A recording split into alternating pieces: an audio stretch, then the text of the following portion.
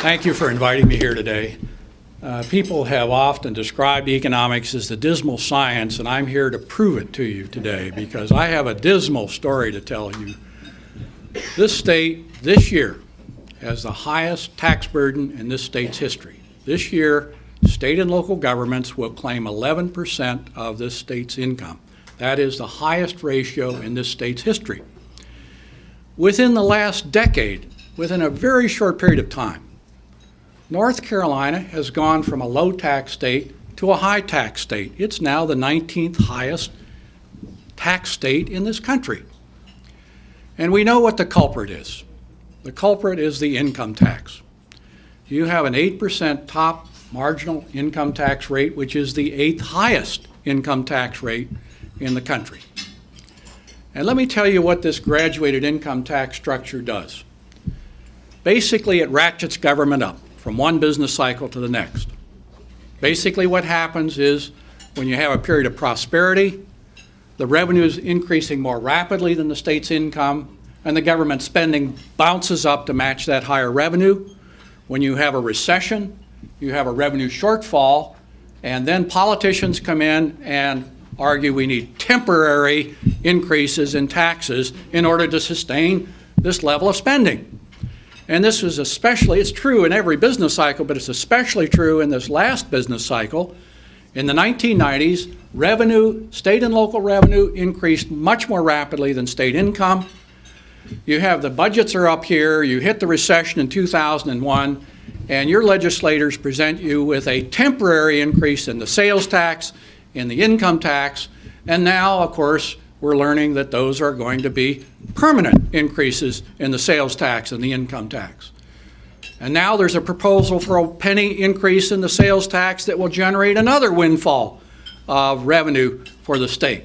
They obfuscate that by saying, well, some of that revenue will be used to pay a little Medicaid, and some of that will be used to provide some offsets for low-income taxpayers.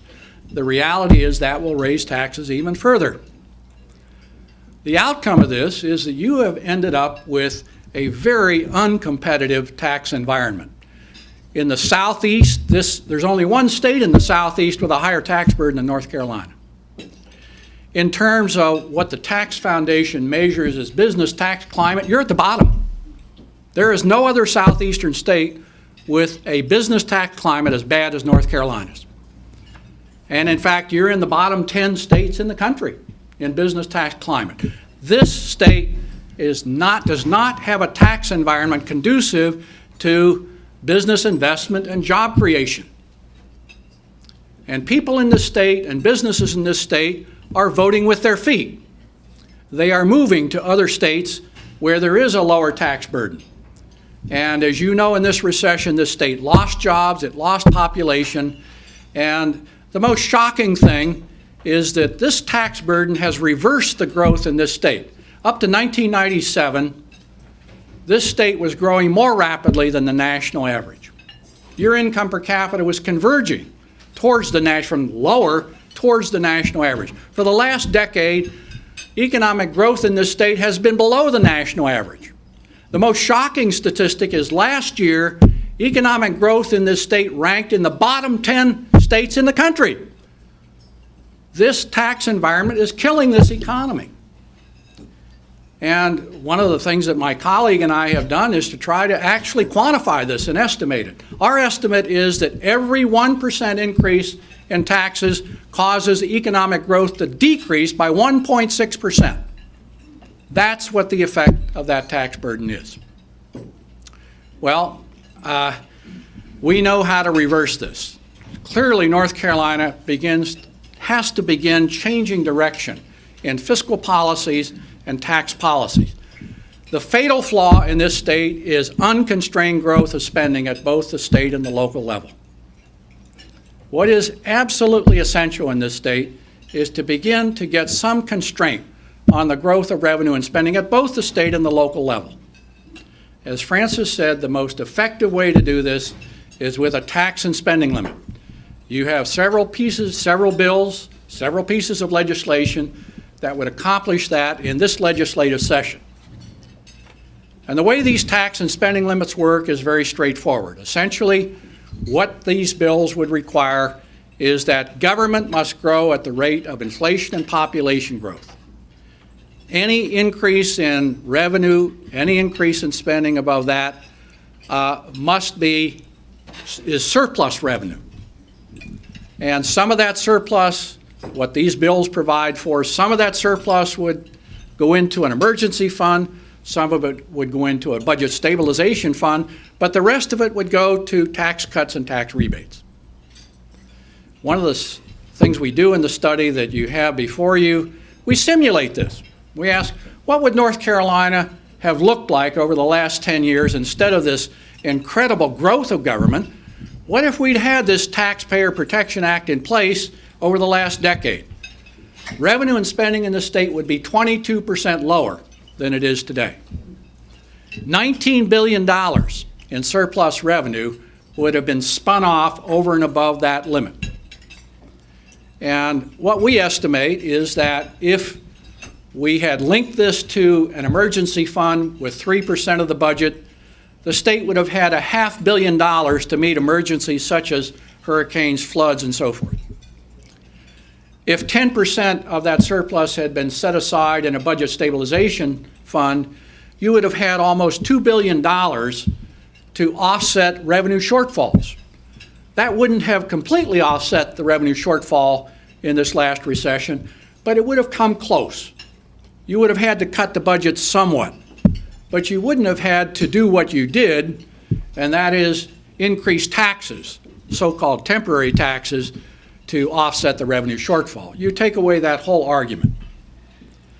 The most important thing it would have done is to set the stage for fundamental tax reform.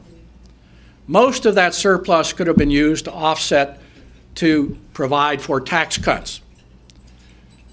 A reasonable goal is to cut the income tax in this state from 8% to 4%. Cut it in half over a decade.